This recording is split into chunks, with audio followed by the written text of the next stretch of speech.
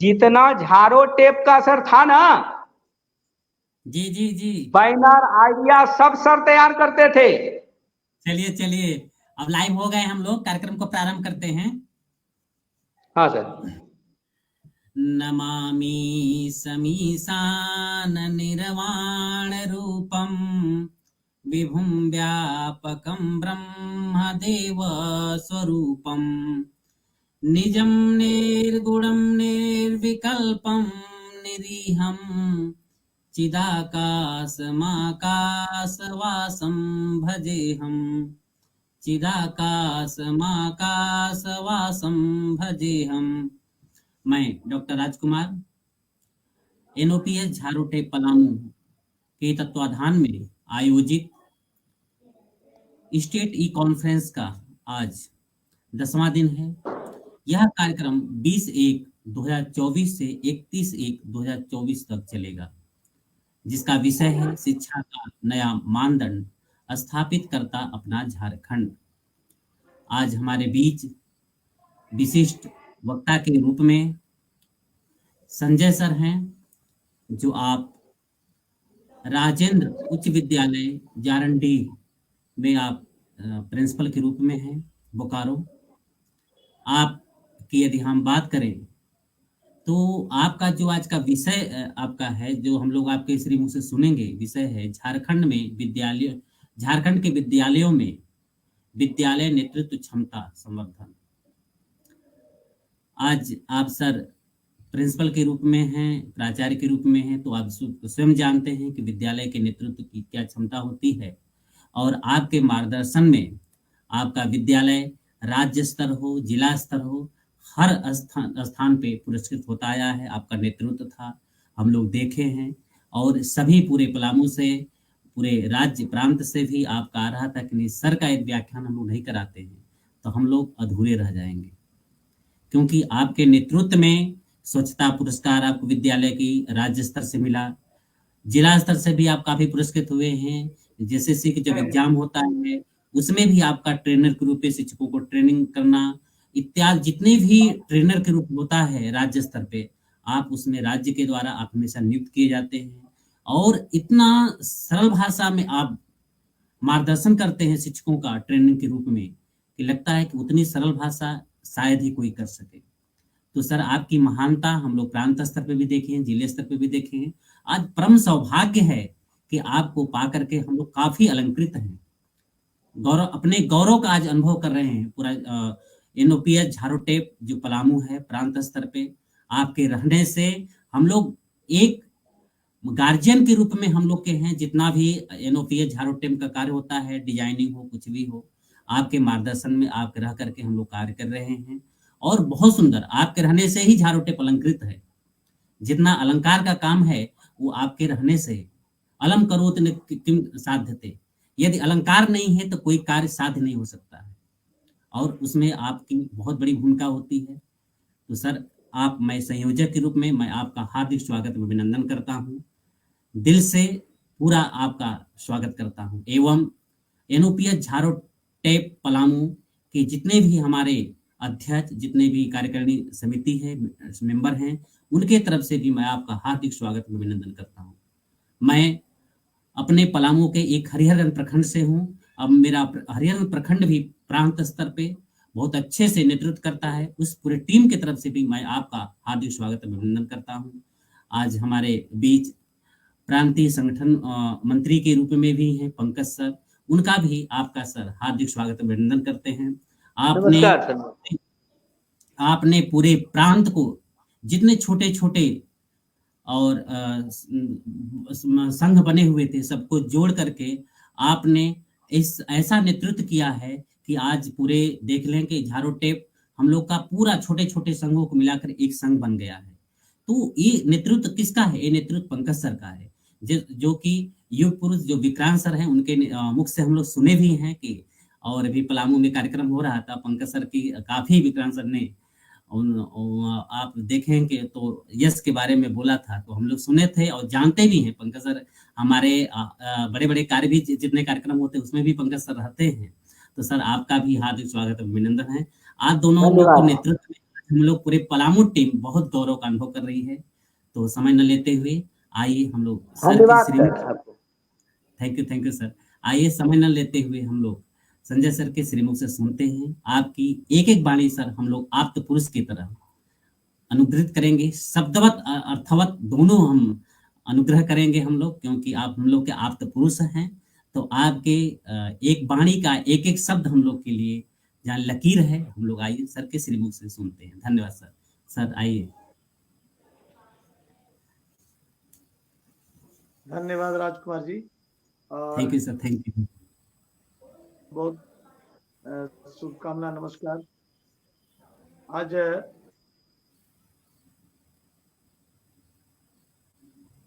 आज आपके द्वारा जितनी भी भाषा में अलंकार और शब्दों से मुझे विभूषित आपने किया है, ऐसा कहकर आपने जो है तो मेरे ऊपर और बहुत बड़ी जिम्मेवारी डाल दी। अंतर चेतना, मेरा मन और पूरी जो मेरा व्यक्तित्व है उसको आपने जो है और उद्वेलित कर दिया, और साथ ही साथ मुझे इतना ज्यादा आपने उसे कहा ये कि मैं क्या कहूं और क्या ना कहूं, एक थोड़ी सी एक जवाबदेही बढ़ गई। लेकिन जी आपका आशीर्वाद रहे बस। एकदम सर, हम लोग सबका एक दूसरे का सहयोग है। और झारोटेफ में जो जितने भी नेतृत्व करता है, मैं उनकी ओर से आज आपको मैं अभिनंदन करता हूं, आपका स्वागत करता हूं। धन्यवाद। क्योंकि यह जो आंदोलन चला, यह आंदोलन के जितने भी आदि उपांत केवल मंच पर आसीन हमारे लीडर ही नहीं, जो सबसे भीड़ में सबसे अंतिम छोर पर खड़ा वो शिक्षक, वो झारखंड का कर्मचारी, वो भी हमारा नेतृत्व करता ही था। क्योंकि नेतृत्व केवल एक से नहीं, एक से आरंभ तो होता है, लेकिन अगर कहा जाए तो वो पूर्ण जब तक 100 नंबर पर नहीं पहुंचता, वो 100वां व्यक्ति नहीं खड़ा तक नहीं होगा, वो नेतृत्व पूर्ण नहीं होता है। तो वो जो सबसे भीड़ के पीछे होता है, वो हमें दिखता है कि सबसे भीड़ के पीछे है, लेकिन वो सबसे आरंभ बिंदु होता है जहां से हमारी भीड़ और उसका हिसाब या उसका दायरा निश्चित होता है। इसलिए वो सब मेरे नजर में वो व्यक्ति जो आपके साथ सहयोग करता है, वो व्यक्ति सबसे बेहतरीन नेतृत्वकर्ता के रूप में होता है, मैं ऐसा मानता हूँ। आइए हम लोग आज सीखने वाले हैं झारखंड राज्य या झारखंड सरकार के द्वारा जो हमारा जो नया शिक्षा का जो मानदंड अपनाया जा रहा है, और साथ ही साथ उस मापदंड के आधार पर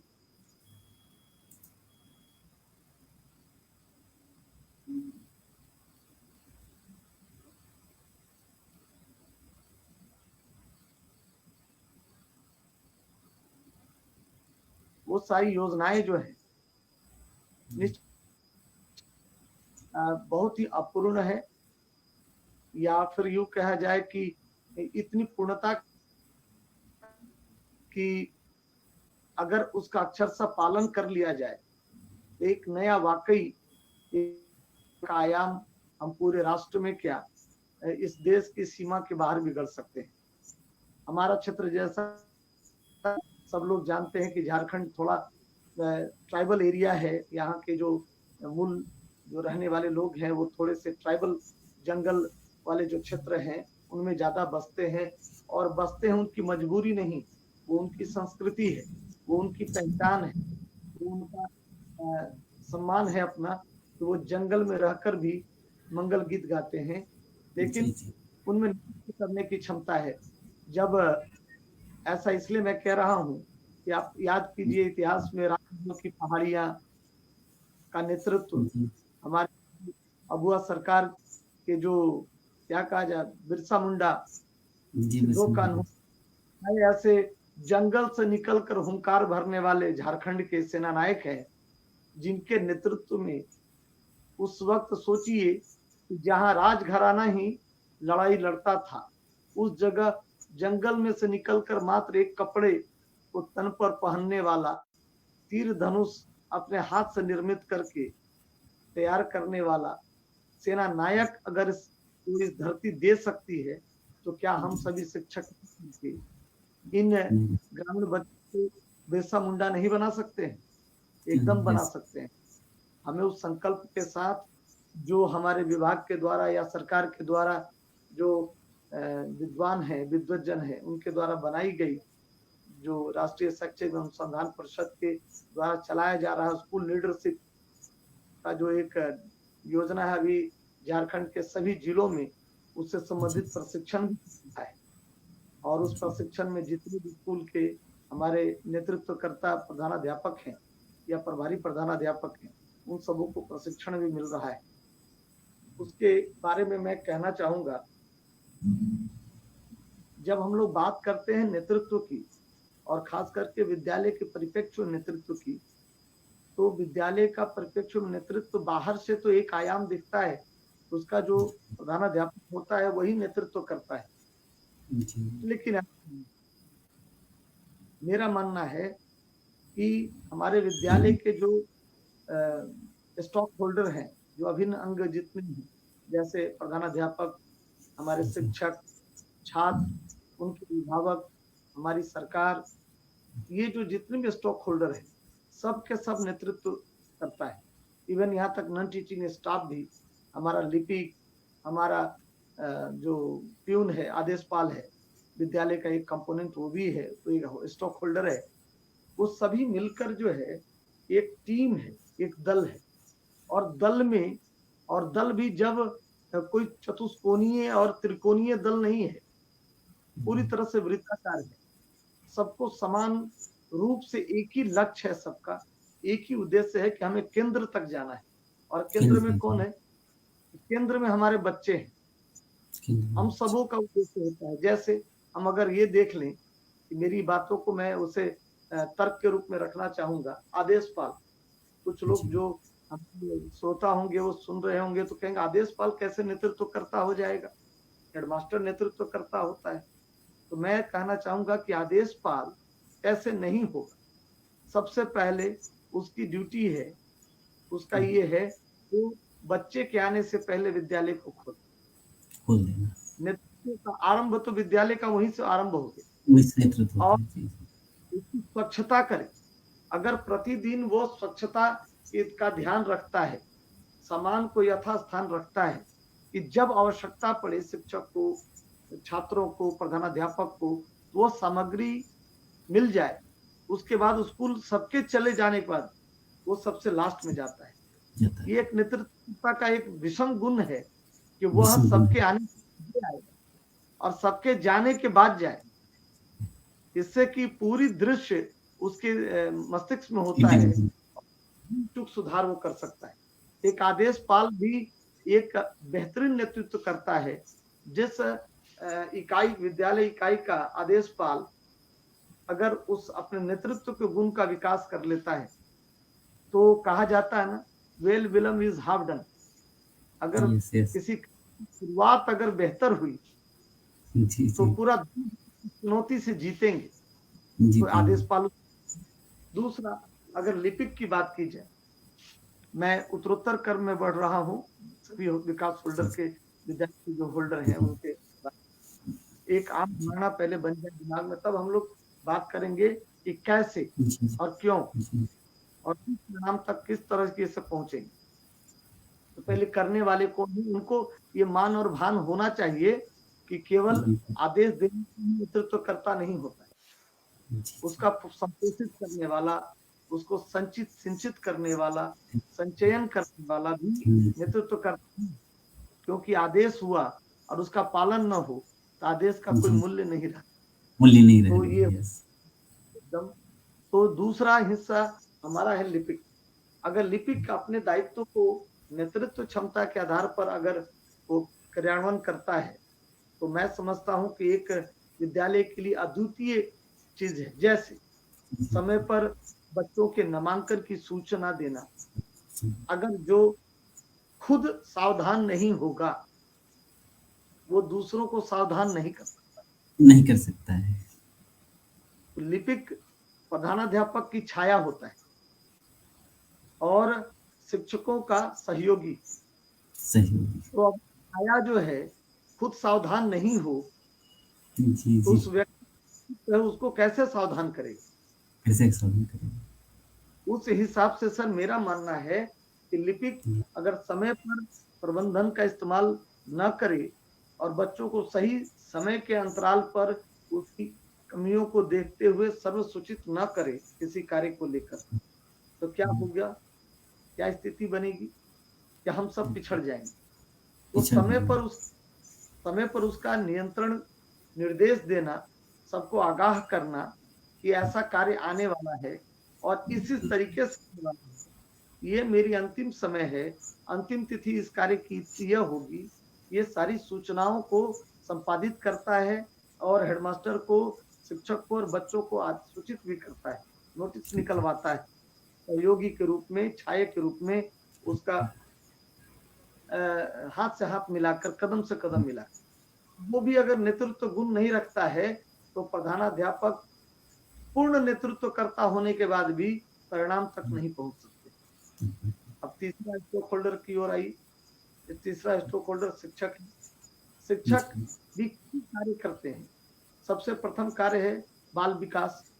बाल विकास, अगर yes। हमारा सबसे प्रथम केंद्र है बच्चा, उसके विकास के लिए हम चिंतन और मनन करते हैं।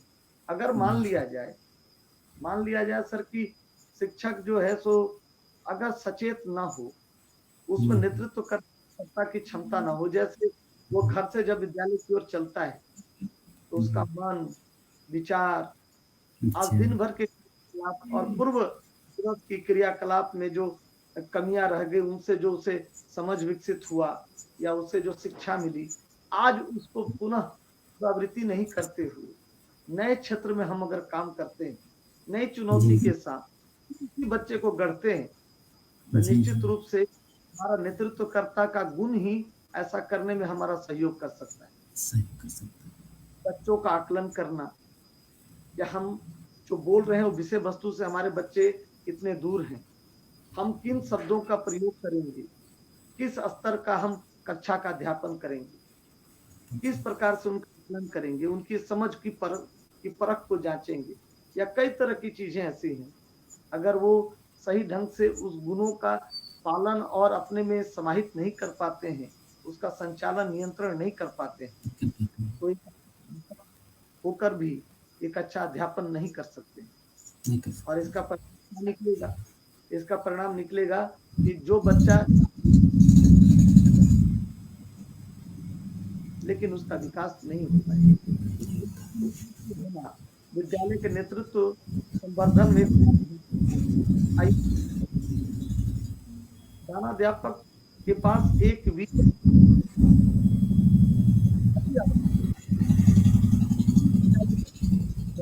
प्रभारी के रूप में हो या फुल फ्लेज हो, पूर्ण प्रधानाध्यापक के पद पर हो, उनके पास अगर एक विजन नहीं है, एक दृष्टि नहीं है, तो लक्ष्य नहीं वो निर्धारित। जो प्रधानाध्यापक जिनके पास एक विजन हो वही एक मिशन पर चल सकते। और vision, you can't produce a mission. आप एक मिशन पर नहीं चल पाते, और अगर आप एक मिशन नहीं है तो आप कई नेतृत्वकर्ता का भी नेतृत्व नहीं कर पाएंगे। आप एक प्रधानाध्यापक के रूप में अगर आपके पास 10 शिक्षक हैं, एक लिपिक है, 2 आदेशपाल है, उन सबों को नेतृत्व करने के लिए वो तो अपने आप में एक लीडर है, उसकी ऊर्जा है। अगर उन सबों को नेतृत्व करने के लिए आपको एक बेस्ट और कई गुना ज्यादा लीडरशिप होना चाहिए। कब और किस टाइम में हमारा स्टॉक होल्डर काम करेगा, वो कैसा परफॉर्मेंस करता है, कब क्या गलती कर सकता है, कब उसको कौन सा दायित्व देना है, इस कार्य को बड़ा ही मनोयोग के साथ कार्य पूर्ण करता है या किस तरीके से वो काम करता है, इसकी अगर उसकी विकास और उसका विकास करने का गुण या आकलन करने का गुण नहीं हो और उस हिसाब से नेतृत्व करने की क्षमता ना हो, तो हम प्रधानाध्यापक के पर ही केवल रह सकते हैं और हम कुछ परिणाम नहीं दे सकते। लेकिन एक जो मेरे नजर में है वो है विभावक है। कल परसों विद्यालय से जी। लौटते समय छोटे छोटे नन्हे 2-3 बच्चों को लेकर उसकी एक माँ बस स्टॉप की ओर चल रही। मैं जब विद्यालय की ओर आ रहा था, रास्ते में कुछ सरकारी स्कूल के मुझे लगता है कि 2 या 3 क्लास के बच्चे होंगे।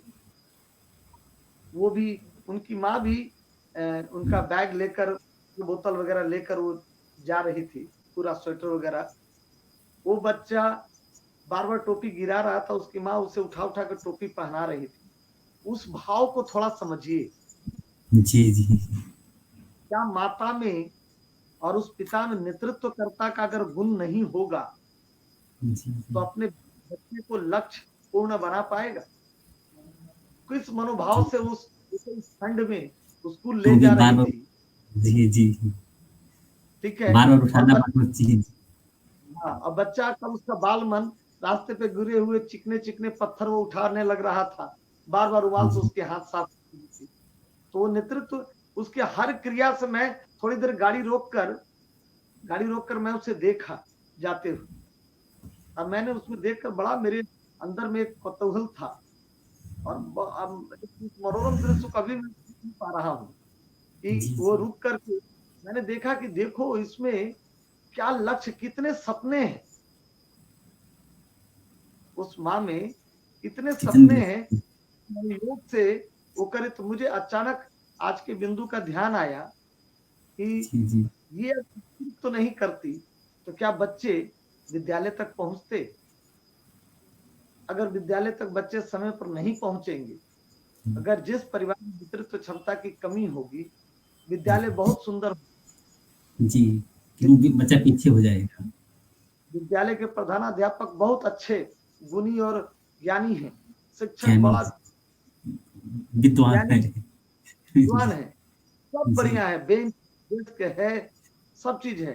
लेकिन वो बच्चा को अगर वो गार्जियन समय पर उठाकर बिछावन बिछावन से अगर उठाकर उस तरह से उसके अंदर ऊर्जा भरता हुआ कि आज तुम्हें अपने इस अंधकार को दूर करने के लिए उस प्रकाश में विद्यालय में जाना है और उन बातों को सीख कर आना है। और आने के बाद ये पूछना आज क्या सीखा, कैसा लगा, क्या सिखाया गया, फलाने शिक्षक ने तुम्हें क्या कहा, और बच्चा उत्साहित होकर अगले दिन के लिए सोचता है। तो ये सारे चीजें जो घटनाएं है ना, वो मिलकर एक विद्यालय के नेतृत्व को को बना सुनिश्चित देता है, करती है, एक वृत्त को पूरा करती है। ये पूरा मेरा करती मानना है। जी, नहीं, नहीं सर, सही, सही, गुड।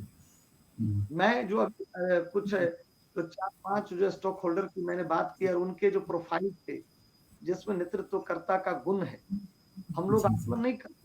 समाज केवल बस मानता है कि among the all holders only one person is leader, leader.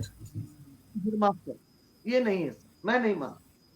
मैं शिक्षक भी रहा हूँ और मैं उसी जी, विद्यालय में भी उसमें काम कर रहा हूँ। जब मैं शिक्षक था, भी नेतृत्व करता था। भारत स्काउट एंड गाइड से जुड़ा रहा जब शिक्षक के समय में, और मैंने देखा कि पहले का इतिहास था विद्यालय का कि पूरे बोकारो जिला में 1-2 कोई राज्य पुरस्कार तक बच्चे पहुंच पाते थे। जब मैंने अपने विद्यालय में कदम रखा और उसके प्रशिक्षण लिया, और 1-2 महीने के बाद, 1-2 साल के बाद मुझे जिला सचिव का दायित्व दिया गया एक लीडर के रूप में। तो मैंने वो प्रक्रिया बनाई और वो एक आधार तय किया कि लगभग 2 से 3 सालों में लगभग 300 साढ़े 300 बच्चे राज्य पुरस्कार पास कर गए। ओह! एक थैंक यू। अच्छा एक माहौल बना। और मेरा जहाँ तक मेरी जानकारी है, तो मेरे नेतृत्व में मैंने 32 बच्चों को पूरे जिला से 1 वर्ष में, 1 सत्र में 32 बच्चों को मधुपुर में, देवघर के मधुपुर में एक भारत स्काउट एंड गाइड का एक ट्रेनिंग सेंटर है। वहाँ पर राष्ट्रपति अवार्ड टेस्टिंग कैंप लगा था। वहाँ मैं बच्चों को ले गया था, 32 बच्चों का मैंने नेतृत्व किया था पूरे जिले से। उसमें से 16 बच्चे 1 वर्ष में, 1 सत्र में राष्ट्रपति अवार्ड प्राप्त किए। ये झारखंड में एक इतिहास है। जी, जी, मैंने जी सर जी।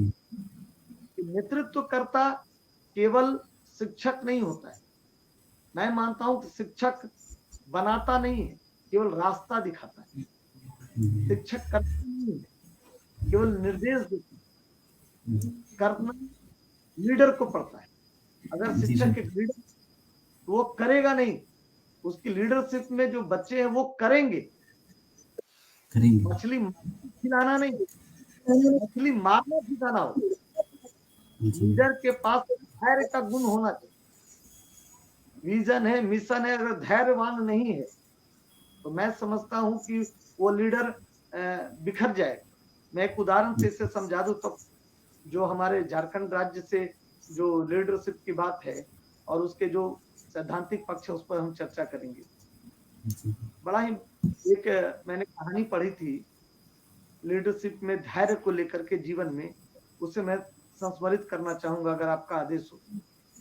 जी नहीं सर, बोले सर, बोले सर।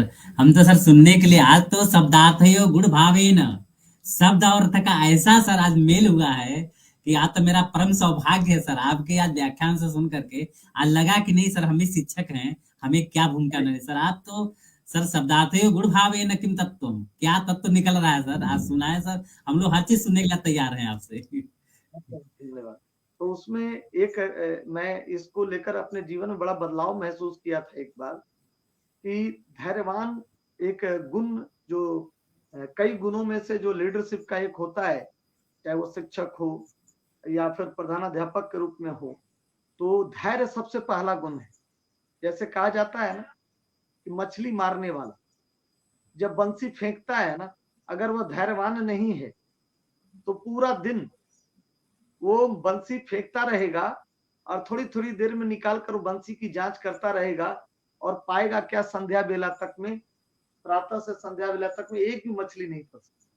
ठीक वैसे ही कि कोई अगर माली जो है पौध रोपता है और रोज बीज को निकाल कर देखता हो कि कितना बढ़ा, अरे चलो 4 दिन हो गया, चलो निकाल के देखते हैं कितना, 15 दिन हो गए। तो धैर्य एक प्रथम गुण है नेतृत्वकर्ता की। उसका एक छोटा सा कहानी में लघु कथा से इसे और ज्यादा स्पष्ट करना चाहूंगा कि 25 मंजिला मकान में 25 मंजिला तल्ले पर एक नौ दंपत्ति रहने आए और एक दिन कार्य पर जाते समय जो पुरुष दंपत्ति में जो पुरुष थे वो नीचे आए और बालकनी से, ऊपर से बालकनी से उनकी पत्नी जो है देख रही थी अपने पति को काम पर जाते हुए, लेकिन थोड़ी जल्दीबाजी में वो जो पुरुष थे वो अपना चश्मा, गाड़ी की चाबी वो भूल गए। जैसे गाड़ी के पास पहुंचे उन्होंने अपने पॉकेट को चेक किया, देख सोचा करिए तो चाबी छूट गया। 25 तल्ला की ओर ऊपर जब देखा तो आंख धुंधली दिख रही थी, तो तब उन्होंने चश्मा ढूंढा, देखा चश्मा भी छूट गया। उसके थोड़ी सी उनको चिंता हुई कि भाई समय कितना हुआ, अब ऊपर जाना पड़ेगा, क्योंकि उनको तो थोड़ा धुंधलापन के कारण, दूरदृष्टि के कारण जो है तो पत्नी बालकनी में खड़ी हो उनको दिखी नहीं। अब वो समय देखने के लिए जब कलाई पर किए तो देखते हैं घड़ी भी छूट गई है। अब ये चीज सोचते के साथ ही पसीना छूटा, उसे पसीना पोंछने के लिए पॉकेट में हाथ डाला तो रुमाल भी नहीं था। रुमाल भी नहीं, रुमाल भी नहीं था। अब स्थिति ये बनी कि वो जैसे मकान की ओर बढ़े, उस बिल्डिंग में अपने 25 मंजिला फ्लोर पर जाने के लिए, तो उनकी पत्नी देख रही थी। उसने ऊपर से आवाज लगाई, ठहरिए ठहरिए, मैं यहीं से दे देती हूँ, इतना ऊपर क्यों चढ़ेंगे। उसने जो है गाड़ी की चाबी फेंकी, नजदीक आते आते कहाँ गिरा चाबी उन्हें दिखा नहीं। तो उन्होंने ऊपर फिर से दोबारा देखा तो पत्नी को लगा कि अरे गलती हो गई, मैं चश्मा दे रही हूं। चश्मा दिया, जब तक कि हाँ हाँ करते कि रुको रुको तब तक चश्मा फेंक दी। अब इनको नजदीक आते आते चश्मा धुंधला हो गया, चश्मा गिरा चूर। अब जब चश्मा टूटा हुआ देखकर जब ऊपर इन्होंने ये किया, देखा तो उनकी पत्नी धमकाते हुए बोली, दोनों चीज तो भुला दिए, टूट गए। मैं घड़ी जो है मेरी माँ ने बड़ा शौक से दिया था, अगर ये टूटा तो सोच लेना। अब पति देव का और पसीना छूटा, बड़ा एकदम केंद्रित होकर वो घड़ी को लपकने के लिए हाथ आगे की है और सोचे कि बोलेंगे कि अरे मत फेंको घड़ी, मुझे दिख नहीं रहा है, ये मन में ही है। तब तक घड़ी हाथ से छूट चुकी थी, नीचे आवाज आई, घड़ी टूट गई। अब सोचे कि पत्नी तो गुस्सा करेगी, तो मकान की ओर बढ़ गए। जब मकान की ओर बढ़े तो पत्नी बोली, अरे कहाँ जा रहे हो, ठहरो, रुमाल बाकी है। इन्होंने कहा रुक जाओ, तुमने चाबी घुमाया, आईना तोड़ा, यानी चश्मा तोड़ा, घड़ी टूट गई, मैं आके लूंगा, अब मैं ऊपर आकर रुमाल लूंगा। अब आप ही सोचें कि जब धैर्य रखना था तो नहीं रखा, नहीं अब रुमाल कहने वाली चीज थी कि अब धैर्य खो दिया। रुमाल लेने के लिए तुम पति चला जाओगे। जी कई बार ऐसा होता है कि हम लोग जो सही निर्णय लेते हैं नेतृत्वकर्ता के रूप में, दो चीजें बड़ा महत्वपूर्ण है। या तो धैर्य रखो कि जो निर्णय लिया है वो सही लिया है, या फिर जो नहीं लिया है हमने, उसे हमें सही करना है, ये दूसरा पक्ष है धैर्य रखने। अगर नेतृत्वकर्ता अगर इस सोच से अगर निर्णय नहीं लेता है, काम नहीं करता है अपने कर्म स्थल पर, तो प्रतिदिन उस राजमिस्त्री की तरह है जो 100 ईंट लगाता है और नीचे से 100 ईंट उखड़ जा रहा है, बिल्डिंग कभी नहीं बनी। अब प्रतिदिन अपना श्रम लगाएंगे, लेकिन प्रतिदिन नहीं हो पाएगा। जहां तक एक चीज और मैं कहूंगा, नेतृत्वकर्ता में एक गुण और होना चाहिए, जो गुण ये है, जो मैंने विजन और मिशन की बात की, विजन होना चाहिए। विजन कैसा, अब देखें विजन कैसा। आप मेरे स्क्रीन पर आप देख रहे होंगे सर, मैं अगर आपसे पूछूं एक विद्यालय शिक्षक और एक नेतृत्वकर्ता के रूप में कि मेरे इस स्क्रीन में मेरे पीछे क्या दिख रहा है, तो आप क्या बोलेंगे? दीवार दिख रहा है, डिजाइनिंग दिख रही है, एकदम ठीक, भाव चित्र दिख रहा है। जी जी दिख रहा है। जी जी। लेकिन अगर मैं कहूं कि आपके स्क्रीन में क्या दिख रहा है, अगर आप ये प्रश्न पूछें, तो पहली नजर में आपने कहा वैसे तो पीछे जो है कॉन्फ्रेंस और समय और टॉपिक दिख रहा है, झारो टेप पलामू है। अगर यहीं तक आप में सक्षम हैं तो आप नेतृत्वकर्ता नहीं है। मैं थोड़ा और आगे जा रहा हूँ। दीवार के पीछे भावना है। जी जी, दीवार के पीछे तक की भावना है। पीछे क्या होगा सिनेरियो?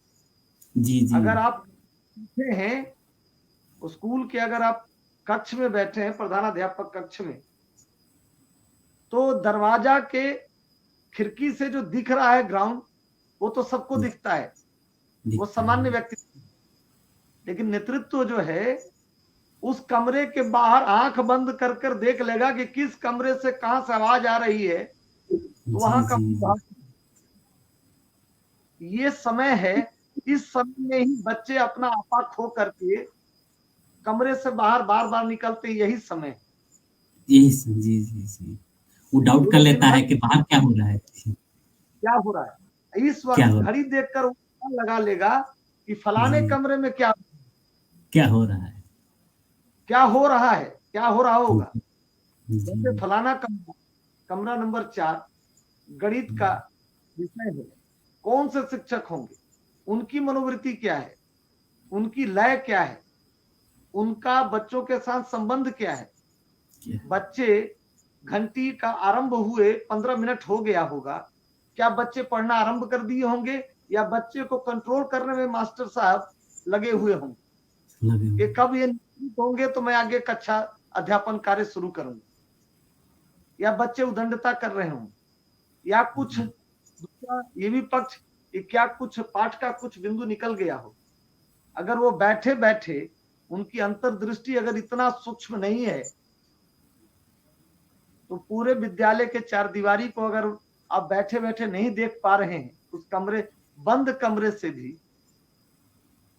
तो नेतृत्व में कहीं ना कहीं चूक होगी, अपेक्षित परिणाम नहीं आएगा। एक गुण ये भी होना, योगी होना चाहिए, नेतृत्वकर्ता को योगी भी होना चाहिए। चाहे वो शिक्षक हो या फिर प्रधानाध्यापक हो, लिपिक हो या आदेश पालक, अगर वो नेतृत्व करता है। जैसे हम लोग सामान्य रूप में देखें, कभी कभार कहते हैं ना कि किसी बच्चे को देख करके हम अनुमान लगा लेते हैं भी नहीं, ये कहावत है, होनहार विद्वान के होत चिक। जी जी आखिर जी आखिर किसी ने ये पंक्ति क्यों कही होगी सबों के? वो उसका भविष्य देख सकता होगा। देख सकता है। हाँ। ऐसे ऐसे सभी शिक्षक हैं। शिक्षक जो उन बच्चों को आते हुए उनके बॉडी लैंग्वेज, उनके हाव भाव, उनके से द्वारा समझ प्रयोग किए गए शब्द से समझ लेते हैं कि उसमें कितनी गहराई है।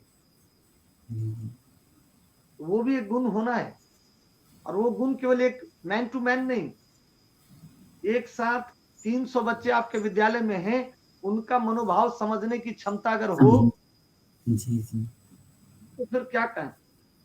और वो कैसे, अगर प्रश्न कोई अभी करता, कभी पैनल बनाइएगा सर जी लीडरशिप जी पे, जी जी जी ठीक जी है, जी 2-3 कुछ जी शिक्षक हो, प्रश्न कुछ उत्तर हो, जी कुछ उस तरह से जी जी एक चीज बेहतरीन जी जी डिस्कशन पैनल जिस पर नहीं हम रखेंगे लोग सर, बात, ये परंपरा चलेगी सर। और ये हमने प्रयास करेंगे कि पलामू से पूरे झारखंड के शिक्षकों को जोड़ करके नए नए विषय पे चर्चा परिचर्चा और ऐसे ही नए विषय वस्तु लेकर आएंगे सर।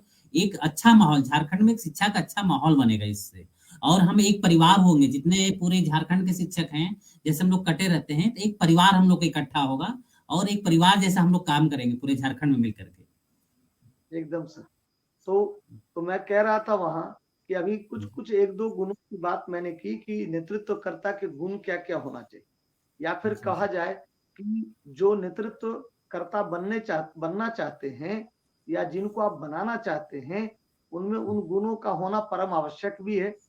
और उनके विकास का ऐसा नहीं कि मेरे अंदर वो गुण है तो मैं नेतृत्वकर्ता होगी, मुझे निरंतर हर चुनौती के हिसाब से बढ़ना होगा। जैसे जितना एक नट है, जो नट बोल्ट होता है गाड़ी में, कहीं मशीन में, जंक लग गया है, उसको जब भी खोलेगा, अगर 10 नंबर का नट है तो 10 नंबर के ही रिंच और सलाई रिंच या पैना या जो कहा जाए, जिस प्रकार के इक्विपमेंट्स है, वो 10 नंबर का ही लगेगा।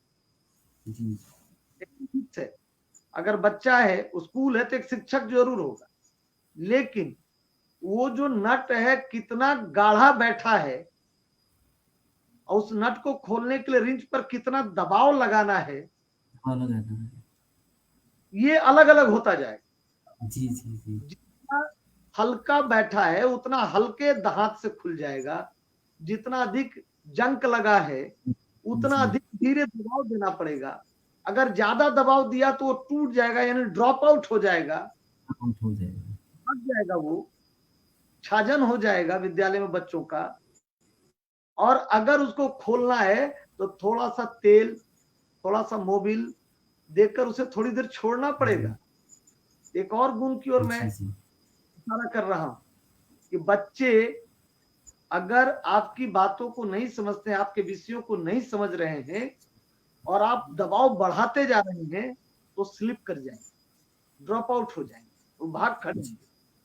आपको थोड़ी थोड़ी देर पर, हम लोग ज्योग्राफी में एक सिद्धांत पढ़ते हैं, स्टॉप एंड गो, नौ निश्चयवाद, संभावनावाद, निश्चयवाद, संभावनावाद और नौ निश्चयवाद एक आया। संभववाद में है कि एकदम संभव है कि प्रकृति जो है पर मनुष्य का नियंत्रण हो सकता है जी। निश्चयवाद में है कि निश्चय है कि प्रकृति खुद से नियंत्रित करती है मनुष्य को, मनुष्य प्रकृति को नहीं नियंत्रित करता। लेकिन यहाँ आता है नौ निश्चयवाद। इसमें क्या आता है कि रुको और जाओ।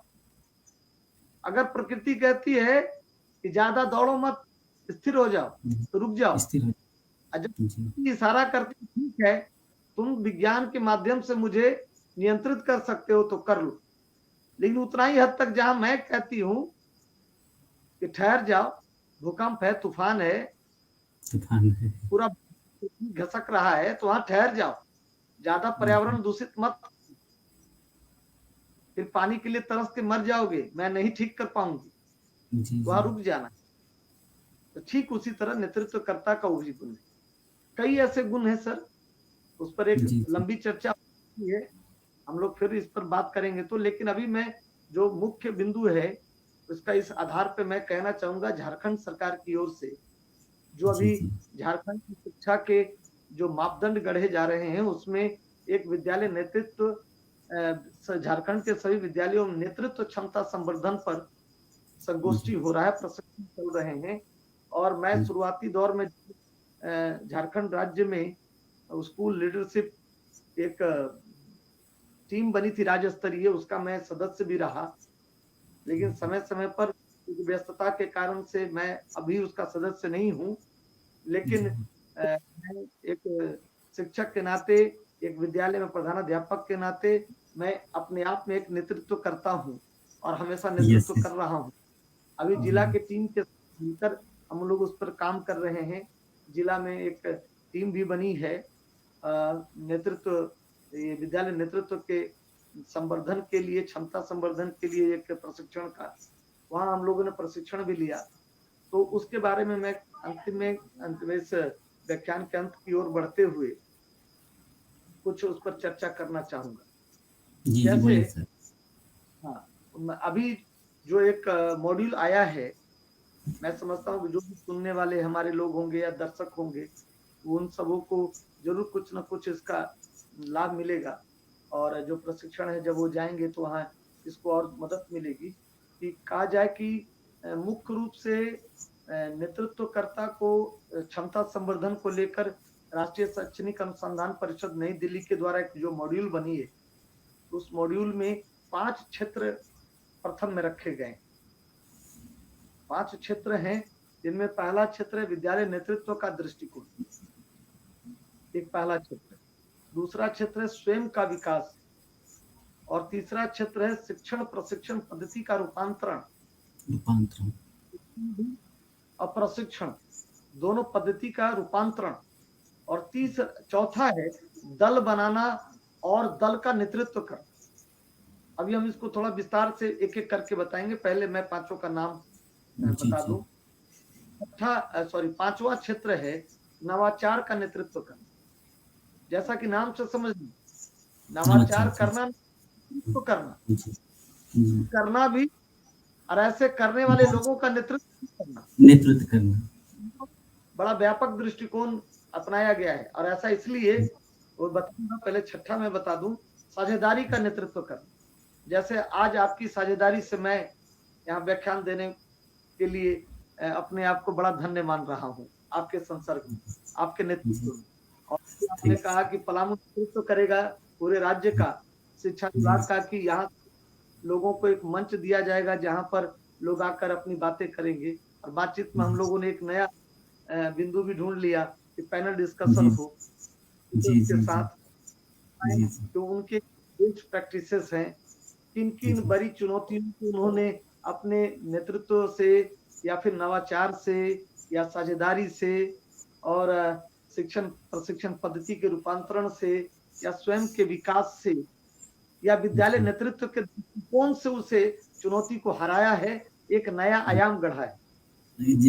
बहुत पर हम लोग चर्चा करते रहेंगे। मैं आपसे मैंने आग्रह भी करूंगा विनम्र की, अगर कभी उस तरह से हो तो मुझे नहीं, बस आपका बस आशीर्वाद और स्नेह और सहयोग मिलता रहे, हम लोग अच्छा कार्य करेंगे।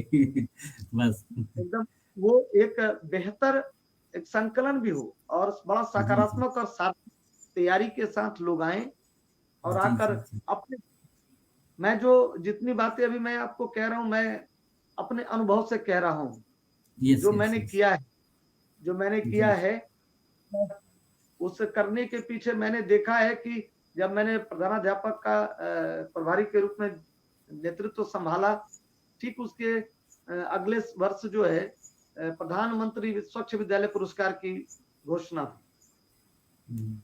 मैं समझता नहीं था कि क्या है, लेकिन उस वक्त जो अभी पूर्व जस्ट थोड़ी देर कुछ माह पहले जैक के जो सचिव के रूप में श्री महेश कुमार सिंह हमारे डीओ थे उस वक्त, और उनके नेतृत्व में जब एक बार हेडमास्टर्स की बैठक हो रही थी, उसी में उन्होंने मुझे देखते हुए चुनौती देते हुए कहा था कि देखो तुम बहुत बड़ा लीडर बनता है, कहता है कि हम लीडर हैं और फलाना विद्यालय का 100 में 90 अंक आ गया है,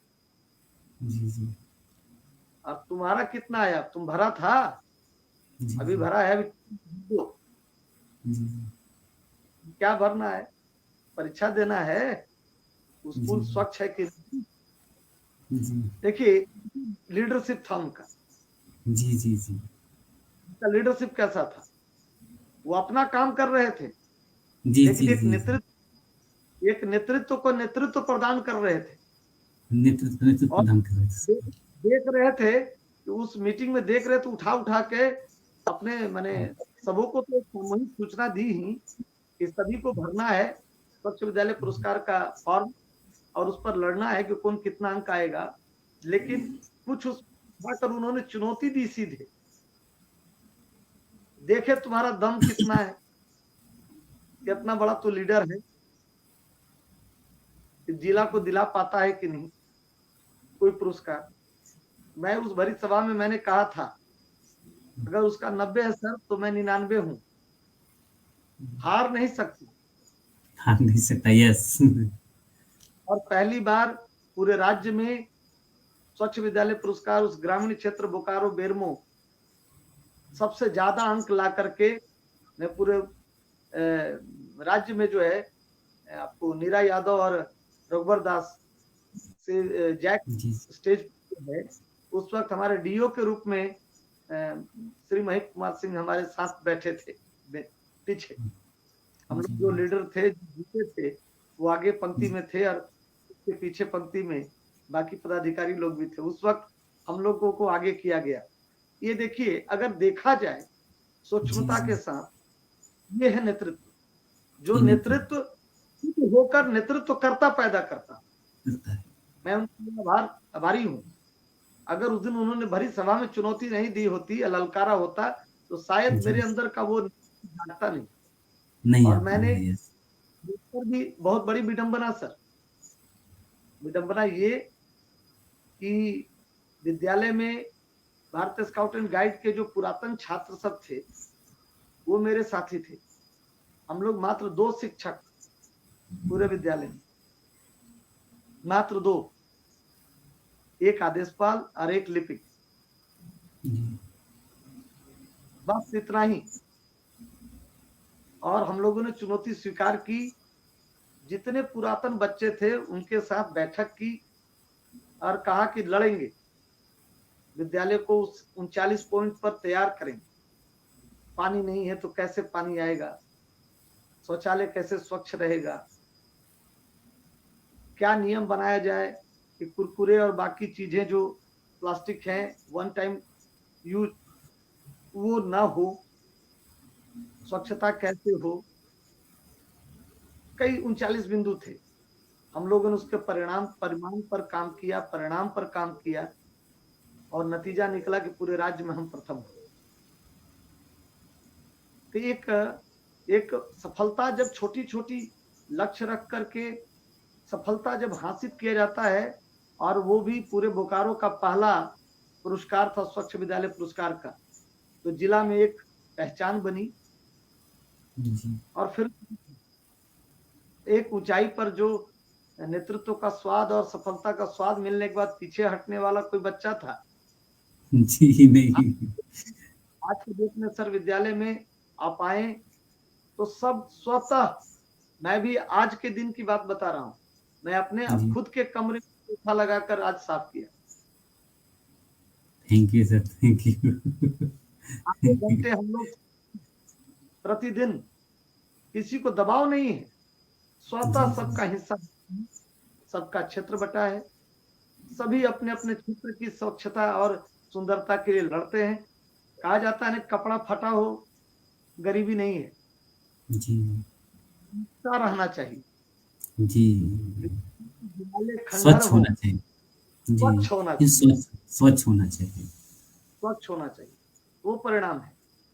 तो इसी चीज को लेकर के अब तो सीएम स्कूल ऑफ एक्सीलेंस और कई योजनाएं हमारे जो सरकार है और उस सरकार के जो मुखिया हैं माननीय हेमंत भैया, हम लोग भैया इसलिए कहते हैं तो बोकारो वासी भी हैं और जी, बोकारो जी, के भी आई हुई है और बोकारो के आवास में हमारे घर जहां हम लोग रहते हैं उसके कुछ ही दूरी पर उनका आवास था, उनका बचपना बीता होगा। उनके बड़े भाई वहां रहते थे जब वो जीवित थे, स्वर्गीय दुर्गा सोरेन।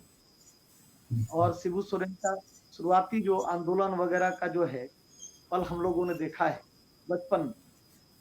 तो उनके तरफ से जो अभी एक बहुत बड़ा बीड़ा लिया गया सरकार और बड़ी सफलता मिली है, 80 स्कूलों के अलावा 325 विद्यालय, और मेरा विद्यालय अब तीसरे पायदान पर है, पंचायत स्तर पर है, वो ग्रामीण विद्यालय है, पंचायत स्तर पर वो आदर्श विद्यालय के रूप में चयनित हुआ है।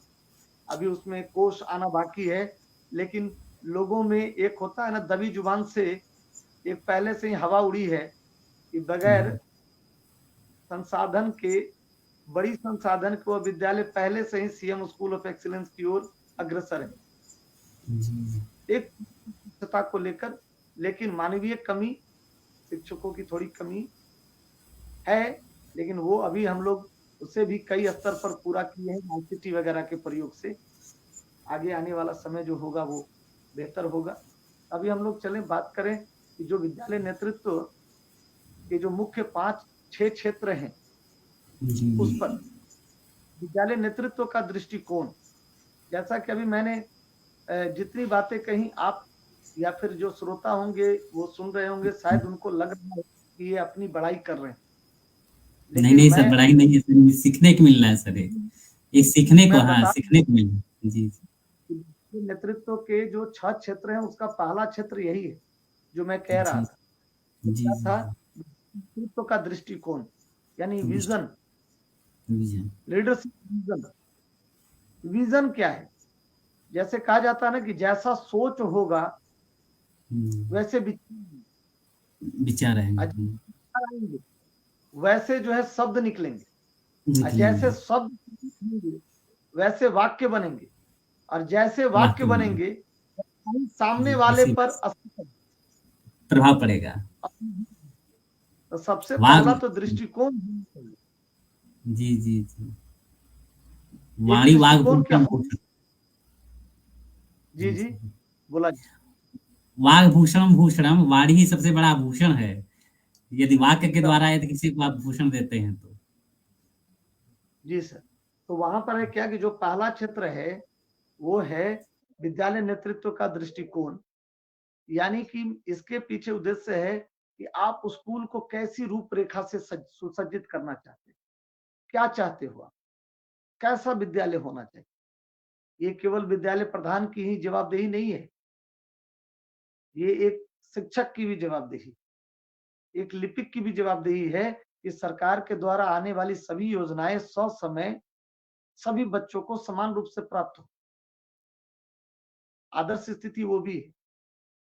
लिपिक का भी है कि ससमय घंटी लगे, न सुबह में जल्दी न छुट्टी में देरी, न छुट्टी में जल्दी न सुबह में देरी। एक दृष्टिकोण होना होगा। जैसे मैं आपको बता दूं कि 2 प्रकार की संस्कृतियां किसी भी संस्थान में काम करती है। पहली संस्कृति लिखित होती है, यहाँ प्रवेश करें, प्रवेश द्वार, निकास द्वार, यहाँ न थूकें, बाएं मुड़े, दाएं हाथ पर शौचालय है, कक्षा का कमरा का संख्या, प्रधानाध्यापक कक्ष, यहाँ न थूकें, कृपया शोर न करें। किसी विद्यालय में या किसी भी संस्थान में आप घुसेंगे, ये सारा एक लिखित संस्कृति है, निर्देश है। लेकिन एक विद्यालय में अलिखित निर्देश भी होता है। जैसे मंदिर, मस्जिद, गुरुद्वारे में हम जब जाते हैं तो वहां कहीं नहीं लिखा होता कि यहाँ कूड़ा न फेंकें, हम स्वतः कूड़ा फेंकना बंद कर देते हैं। तो विद्यालय में एक अलिखित संस्कृति होनी चाहिए, नेतृत्वकर्ता का सबसे बड़ा एक गुण ये है कि वह एक अलिखित संस्कृति विकसित करे।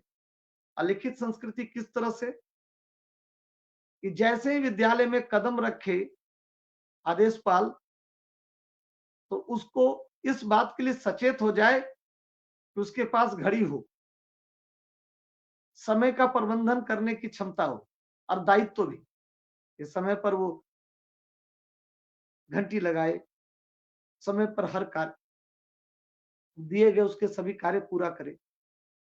ये अलिखित, ये कोई बोलना नहीं है। कोई बोलेगा तब तुम करोगे, घंटी लगाओगे, तब तो तुम्हारा कार्य नेतृत्व भी नहीं है, स्व नेतृत्व भी नहीं है।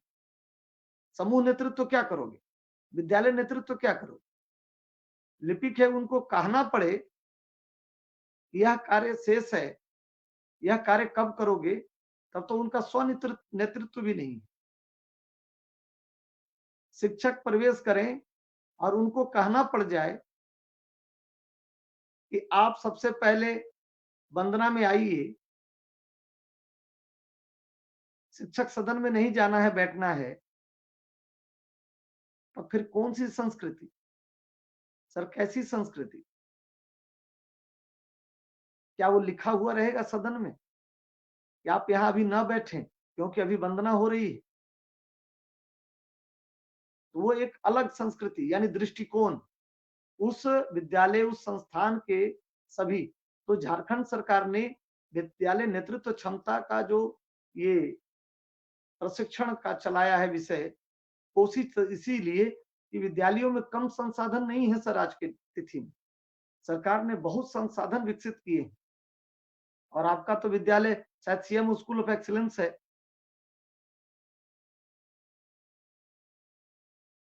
आपका विद्यालय सीएम स्कूल ऑफ एक्सीलेंस में? नो सर, आदर्श है। आदर्श में है, ठीक है। तो अब बताइए, यहाँ जो संसाधन जितने भी हैं, याद कीजिए हम लोग जब पढ़े थे एक बोरा और स्लेट लेकर जाते थे। जी जी जी, जी। मेरा नहीं सर, स्कूल में संसाधन तो काफी है सर। हमने स्मार्ट बोर्ड है, 4 स्मार्ट क्लास हैं सर, और 40 कंप्यूटर हैं। बहुत अच्छे संसाधन तो सर, काफी सुविधाएं दी है सरकार। लेकिन वो असंस्कृति, जो अलिखित संस्कृति है, क्या वो सरकार कहां से लाके डालेगी सॉफ्टवेयर, बताइए? डालेगी, यस यस, ठीक है। लेकिन अभी बहुत बदला भी है, संस्कृतियां सुधरी हैं, हम बेहतर कर रहे हैं। कम संसाधन में ही जो मानव संसाधन है, शिक्षकों की कमी होने के बाद भी आईसीटी और कई तरह की चीजों से हम परिपूर्ण होने के चलते पहले से बहुत ही बेहतर हुए। और जो अभी सीएम स्कूल ऑफ एक्सीलेंस है या फिर जो आदर्श विद्यालय हैं, उनमें तो अब कहना नहीं, वहां संसाधन लगातार उसकी पूर्ति हो रही है और हम अग्रसर हैं। इस सरकार में बेहतर काम हुए और भी है, लेकिन क्या केवल सब कार्य सरकारों की थोड़े? हम उस, वो कहा जाए ना कि झारखंड के तो राजा अभी नेतृत्व हेमंत सोरेन जी हैं, लेकिन उस विद्यालय का नेतृत्व करता तो मैं हूं हेमंत सोरेन। जी जी जी, आप हैं हेमंत सोरेन, अपने विद्यालय। वहां कोई कहेगा हमको और आपको कि क्या नीति बनानी है, विकास होगा? ये नेतृत्व करता है, यही नेतृत्वकर्ता का गुण है। तो वो दृष्टिकोण होना चाहिए। दूसरा है स्वयं का विकास, प्रतिदिन लक्ष्य को साधना हर किसी को, और उस साधने से जो चुनौतियां आई, उसमें जो कठिनता आई, जो अपनी संभावनाएं कम थी, अपने थ्रेड्स थे, अपनी पॉसिबिलिटीज को हमने नहीं पूरा किया, उन सबको जो है अगर हम साध लें, उनकी कमियों को अंकन कर लें और उसको बेहतर ढंग से अगले दिन के लिए तैयार कर लें, तो फिर क्या कहना है। तो ये भी एक दूसरा पक्ष है जिस पर अभी प्रशिक्षण चल रहा है, वो है स्वयं का विकास। हम अब बच्चों के विकास की बड़ी बड़ी बातें कर लेते हैं और खुद के विकास पर ध्यान अगर ना दें, जिसके लिए प्रशिक्षण चल रहा है, सरकारी ध्यान दे रही है, खुद का विकास होना है। कैसा विकास? ऐसे अर्थ में समझिए कि अगर आप एक हवा देने वाली मशीन है, टंकी, हवा देने वाली मशीन की टंकी, और आपके टंकी में 20 पाउंड हवा का दबाव है जी और जी एक बड़ा सा जो है जेसीबी आकर लग गया आपके दुकान के आगे, जी उसमें कितना में हवा भरना है, जिसमें जी ऑलरेडी पहले से 70 पाउंड हवा है, जी जी 120 पाउंड भरना है। जी एक अनुमान, अनुमान आपकी जो वाली मशीन का जब नोजल लगेगा उस चक्के में, तो आप बताइए हवा किधर जाएगा? किधर जाएगा, सही बात। या टायर की ओर पीछे आ जाए। जी जी जी जी अभी हम लोगों की कुछ स्थितियां वैसी ही हैं। जी जी इसलिए ये जो प्रशिक्षण है उसमें यही आ रहा है कि स्वयं का विकास। हम लोग मान बैठे स्वयं करें, पास कर गए, एमए पास कर गए, बीएड कर लिए, अब क्या करना है विकास? जो आ रहा है बस केवल हवाबाजी कर देना है, कुछ न कुछ पढ़ा देंगे। पढ़ा देंगे, कहीं यस यस यस। कहीं चर्चा होती है तो कुछ नदियों के नाम याद करा दिए, भूगोल हो गया। जी भूगोल हो कुछ गया। इतिहास तो कपोल पर है, होठ पर, उसे बोल दिया, कुछ तिथियां गिना दी, लगातार सामने वाले पर प्रभाव पड़ जा रही, बहुत इनको पता है। पता है, यस। लेकिन मेरा अनुभव रहा है सर, 2014 से 13 से शायद 15 या 16 तक मैं राज्य स्तर पर सामाजिक विज्ञान का स्टेट नोडल रहा हूं और मैंने 5-5 हर जिले से जो डिस्ट्रिक्ट ट्रेनर आते थे उनको मैं जी प्रशिक्षण काफी में देता था। लगभग 20 दिन 25 दिन लगातार मैं वहां रहता था और 5-5 दिनों का जो है सो बैच मिलकर आते थे, उनको प्रशिक्षण दिया जाता था, फिर वापस अपने जिलों में बाकी सामाजिक विज्ञान के शिक्षकों को जी देते थे। अगर आज आपके गढ़वा के लोग देख रहे होंगे तो गढ़वा जी में मैं सेतु का 5 दिवसीय वहां मास्टर ट्रेनर के रूप में मैं गया हूं प्रशिक्षण, रामा साहू उच्च विद्यालय, जब अब जी सीएम स्कूल ऑफ नमस्ते। एक्सीलेंस, उसके जी प्रसाल जी में स्टेज के ऊपर पीछे कुछ मूर्तियां बनी हुई हैं, स्टेज के अंदर में उस सभागार में पुराने में, और जी जी सामने में गेट था वो, उसमें उस वक्त मैं गया था, 5 दिन मैं वहां रहा हूँ, तो बहुत लोग वहां परिचित भी हैं। इस तरह से कई जिलों में गया हूँ काम करने। तो ये चीजें हैं कि स्वयं का विकास बहुत ही आवश्यक है उस हवा वाले अर्थ से, जी जिसमें जी कि अगर 20 पाउंड 80 से 120 पाउंड करना है तो मशीन को चालू करना होगा, मशीन को चालू मशीन करना को है। चालू करना होगा कि मशीन में 100 कम से कम 140 पाउंड हो जाए, तब उसमें 120 पाउंड जाएगा। मैं जाएगा। कुछ बात से सभी अपने जी श्रोता जी और को कि इस ओर विद्यालय नेतृत्व या केवल हेडमास्टर के जिम्मे ये कार्य नहीं है कि वही पीछे से धक्का देकर आगे से खींचकर सबको लेकर चले। मैं कहीं किसी का एक व्यक्ति विशेष या संवर्ग का बुराई नहीं कर रहा, जी मैं एक एक परसेप्शन बता रहा हूँ सभी सामाजिक रूप से ये चीजें ये बहुत जरूरी हैं, जो इस प्रशिक्षण में उसके एक मॉड्यूल बनाए गए हैं, उसके कई प्रशिक्षण पद्धति का रूपांतरण।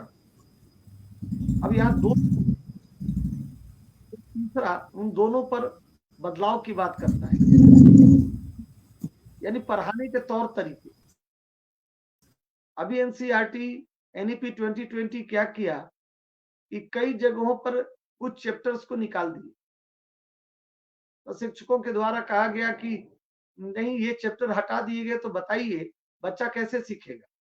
चैप्टर नया डाल दिया जाए तो हुआ कि सिलेबस बढ़ जाता है।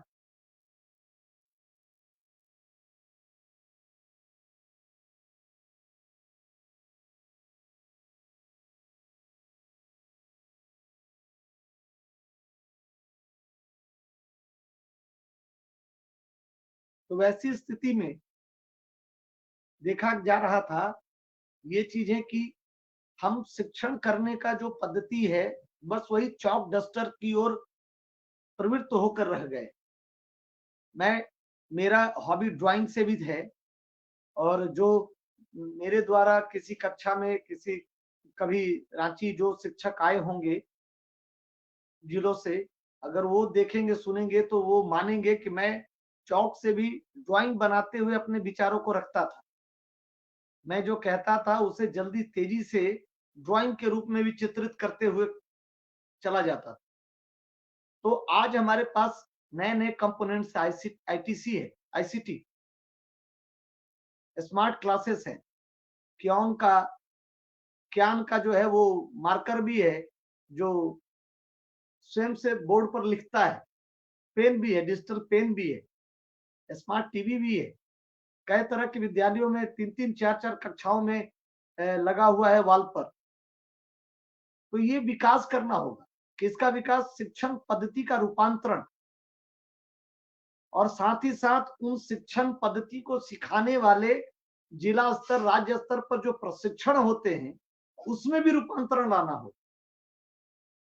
पुराने समय में जो पद्धतियां थी प्रशिक्षण का, एक तरफा था। अभी जितने भी प्रशिक्षण की पद्धतियां आ रही हैं सरकार के द्वारा और अपने जेसीआरटी के द्वारा या जेपीसी के द्वारा निर्देशित जितने भी कार्यक्रम चलाए जा रहे हैं वो बड़ा ही प्रैक्टिकल और जो क्या उसे कहा जाए, एक्टिविटी बेस्ड है, केस स्टडी बेस्ड है। ये जो रूपांतरण हो रहा है, लेकिन ये रूपांतरण हमारे शिक्षण में अभी तक नहीं आया है। शिक्षण में नहीं आया है मतलब हम लोग जो है अभी भी क्लास में व्याख्यान का तरीका अपनाते हैं। Class beyond the classroom, beyond the text book नहीं जा रहे हैं। जाते के साथ हम लोग ये कहना अभी तक हमने बंद नहीं किया कि बच्चों किताब निकालो। कहां तक पढ़ा दिए थे। अब बच्चा जो किताब नहीं लाया उसके मस्तिष्क में तो ये बात हो गई कि आज तो हम सीख ही नहीं पाएंगे। और जब अभी जो क्या उसे कहा जाए, अनुभूति, अगर उस बच्चे में यह अनुभूति हुई कि आज मैं सीख ही नहीं पाऊंगा,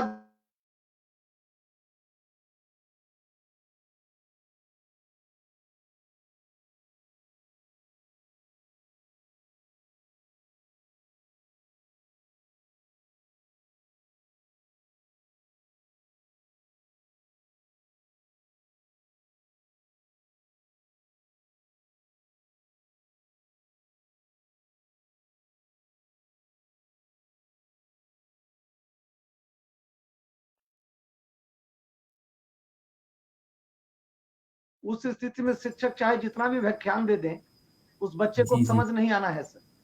जी, नेट स्लो हो गया सर, फंस रहा है। क्या? हाँ, नेट हाँ स्लो हो हाँ, रहा है आपका। मैं हाँ। वही कह, हाँ जी, ये ठीक है सर, बोलें, ठीक है।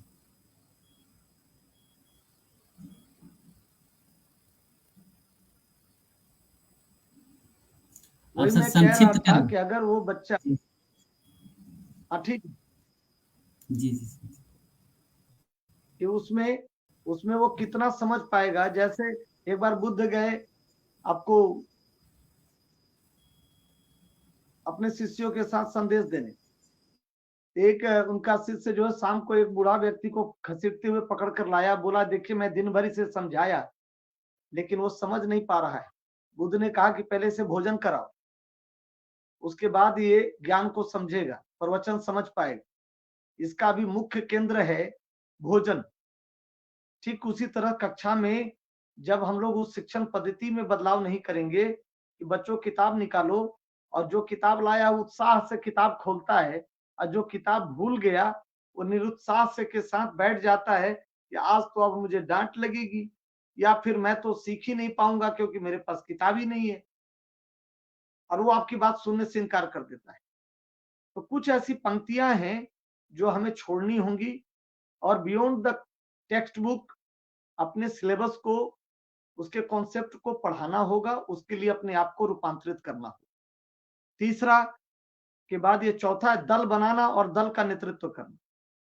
अगर हम कक्षाओं को भी छोटे छोटे दल में बांट लें और बांटने के बाद उनका नेतृत्वकर्ता बना दें और खुद एक ऑब्जर्वर के रूप में नेतृत्व करें और कक्षा अध्यापन करें, तो वो नेतृत्व केवल क्लासरूम में ही नहीं, विद्यालय के अन्य कार्यों में भी, जैसे बागवानी है, उसमें कक्षाओं को दल बनाकर दे दें, उसका नेतृत्वकर्ता बनाए, नेतृत्व करें।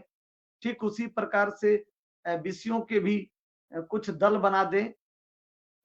कई विधि भी हैं, अब विस्तार में नहीं जाऊंगा, जब संक्षिप्त में कह दिया आपने तो उस हिसाब से फिर वो क्योंकि विषय में जैसे प्रवेश कीजिए तो वो केवल टॉपिक बोलकर आगे निकल जाइए तो सामने वाला आधा अधूरा। ठीक नहीं उसी नहीं सर, तरीके हम लोग से आगे जैसे सर एक टॉपिक पे हम लोग आगे भी चर्चा करेंगे। अब सर हमको मालूम हो गया है सर, इस चीज पे हम आगे भी चर्चाएं करेंगे। और सर लंबा हो गया ना, एक घंटा 10 मिनट हो गया है। अच्छा चलिए ठीक। तो उसके बाद वो नेतृत्व करना हुआ, उसका नवाचार का नेतृत्व करना, ये 5वां मैंने अंक है। उसका लक्ष्य पक्ष की नवाचार का नेतृत्व करना। अब है उसमें जो भी बेहतर नवाचार हो रहा है, चाहे वो विद्यार्थी करके लाता हो, जैसे उसके मन में कोई नहीं जानता है कि कक्षा में कोई ड्राइंग बनाता है, लेकिन अगर कोई ड्राइंग बनाता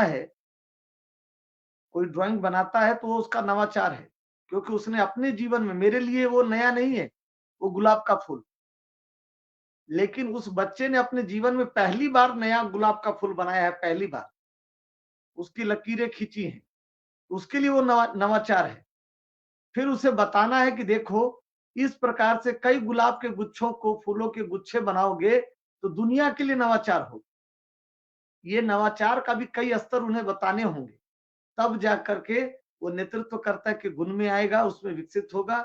और वो नेतृत्व करेगा जब छात्र अपने छात्रों का भी नेतृत्वकर्ता बनेगा, अपने आदर्श से, अपने क्रियाकलाप से, तब जाकर एक बेहतर स्थिति और बेहतर होगी।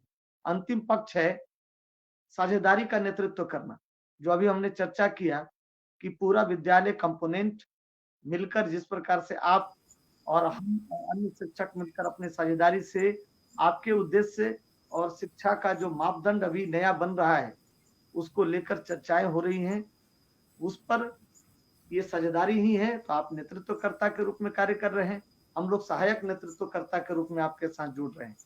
ये भी एक बड़ा आयाम है। ठीक इसी तरह से विद्यालयों में और संस्थानों में भी किए जाने चाहिए, होने चाहिए। और फिर कभी आपका आदेश हो, समय होगा तो इस पर कुछ बातचीत होगी तो और आगे हो सकता है। जी जी, चलिए बहुत बहुत धन्यवाद सर। आज तो क्या कोई शब्द ही नहीं मिल रहा है आज करने के लिए कि हम क्या कैसे कहे, धन्यवाद आपका ज्ञापन करें। हमें तो कोई शब्द नहीं मिल रहा, लेकिन ओ भाई परंपरा है, हमारी संस्कृति, हमारी परंपरा है कि अपने अतिथि का और धन्यवाद ज्ञापन। तो सर आपके आने से आज हम लोग काफी गौरवान्वित हैं। आपकी वाणी, यदि हमें जीवन में लगा कि आज हम शिक्षक हैं, हमें मेरा क्या दायित्व होना चाहिए, हम विद्यालय के प्रति मेरी क्या दायित्व, समाज के प्रति मेरा क्या दायित्व है। और जो भी ये सुन रहे होंगे, जितने भी शिक्षक हों या समाज के लोग हों, माता पिता, गार्जियन हों, आज उनको लगेगा कि नहीं हमें नेतृत्व करना होगा अपने, कहीं न कहीं हमारी कमियां, कैसे एक नेतृत्व किया जाता है, यह आज सबको एक मार्गदर्शन मिलेगा कि कैसे नेतृत्व करना है। और एक कैसे आप एक जो आदेशपाल होते हैं उनका क्या नेतृत्व है। लोग कहते हैं नहीं, उनकी कोई भूमिका स्कूल में नहीं होती है, कहीं भी नहीं, लेकिन हमें लगता है कि जो हमारे प्रधानमंत्री का भी है कि छोटे से नीचे से उठ करके हम आगे बढ़ते हैं तो हम 100% आगे, हमें सबको सम्मान करना है और सबको लेकर के चलना है, और यही सबसे बड़ा नेतृत्व है।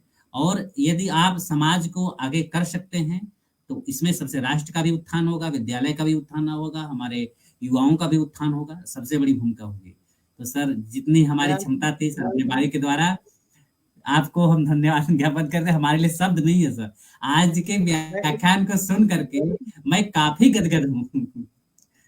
एक लाइन अंतिम कहना चाहूंगा, आदेश देंगे तो, कि हम सोचते हैं कि हम लोग सोचते हैं कि हम लोग उन बच्चों को शिक्षा दे रहे हैं, नहीं, हमें ये भी सोचना है कि वो हम लोगों को रोटी दे रहा है, रोटी दे रहा है, वो रोटी दे रहा है। जी वो हमें रोटी दे रहा है। जी जी जी जी, हम उसे, और हम लोगों को उसे रोटी कमाने लायक बनाना होगा। जिस दिन ये भाव आएगा, खुद में नेतृत्व गुण बढ़ जाएगा, अपने दायित्व का बोध हो जाएगा। जब तक हम ये समझेंगे वो कुछ नहीं दे रहा है, हम दे रहे हैं उसे, हम महान हैं, हम आगे नहीं बढ़ पाएंगे। जी जी हमें वो रोटी दे रहा है, वो हमें गरीब रोटी बच्चा, नहीं उसको बनाना। हमें वो रोटी दे रहा है, वो गरीब बच्चा है सर, वो जो है जी जी खाली पैर है, हमारा पेट भरने के लिए वो खड़ा है। अगर विद्यालय में जी जी बच्चे ना हो, आपकी जी जी स्थापना जी नहीं होगी। नहीं होगी। यस यस उसका ये चीजें हमें नहीं भूलनी होंगी। अगर ये नहीं भूलते हैं तो हम जब राह ढूंढेंगे ना, तो हम बड़े हैं, जी जी हम शिक्षित हैं, हमें वो दायित्व दिया गया है कि हमें दूसरों को रोटी प्राप्त करने लायक बनाना है। जी जी जी जी ओके, बहुत बहुत धन्यवाद सर। Thank you okay.